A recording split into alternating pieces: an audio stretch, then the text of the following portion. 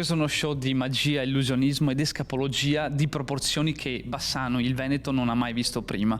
Però prima di entrare nel dettaglio dello show volevo provare un piccolo esperimento con te usando delle carte da gioco, le carte che usiamo per giocare a scala 40, a poker, eccetera. Ora, ognuno di noi ha una carta preferita, una carta fortunata. Vi chiedo di pensare alla vostra, a te chiedo di pensare alla tua. Ho portato con me una carta che non è stata stampata ancora, è infatti una carta bianca. Sì? Ti chiedo di appoggiarci sopra il pollice.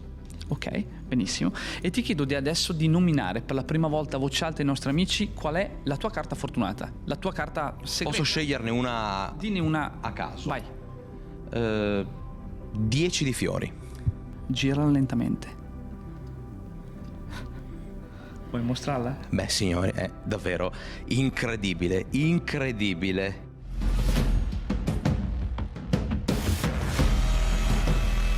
Dopo una dimostrazione come questa si rimane davvero senza parole, ma troviamo le parole per descrivere meglio quello che sarà lo spettacolo del 28 di ottobre alla CMP Arena. I biglietti stanno scomparendo e non è un'illusione in questo caso.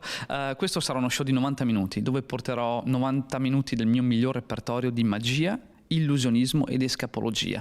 Fu l'arte resa famosa dal grande Harry Houdini, che è il mito con il quale io sono cresciuto e con il quale ho vinto anche il titolo mondiale.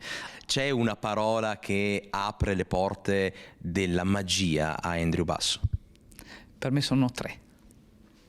Credi nell'impossibile.